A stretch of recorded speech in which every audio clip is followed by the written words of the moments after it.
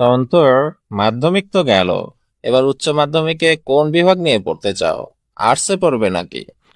না, অবশ্যই আমি সায়েন্স নিয়ে পড়তে তো চাই। সায়েন্স নেওয়ার পিছনে কারণটা আসলে কি? না, দেখুন, আমি আসলে জানি তো যে আমি উচ্চ মাধ্যমিকে ফেল করব। তো অন্য বিভাগ থেকে ফেল করা একটু কেমন দেখায়, সায়েন্স থেকে ফেল করলে একটু ভালো লাগবে, এই জন্য তো আসলে। এই বিষয়ে টিচাররা কি বলছে? না, টিচাররা তো বলছে আসলে পড়াশোনা ছেড়ে দিতে। আর আমিও তাদের সাথে একমত।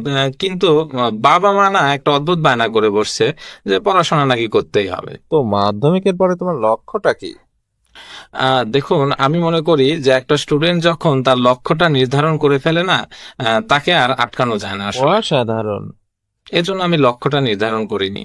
অনেক স্টুডেন্টরা মাধ্যমিকের পরে এই সময়টাকে কাজে লাগায় না, মানে ফাঁকি মারে আর কি।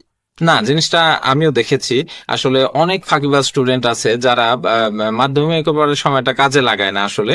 মানে পড়াশোনা না করে তারা খেলাধুলা করে, গেম খেলে, মুভি দেখে, এটা ওটা করে আসলে সময়টা নষ্ট করে এবং লাইফে তারা পিছিয়ে থাকে। তো তুমি কি চাও? আমিও পিছিয়ে থাকতে চাই।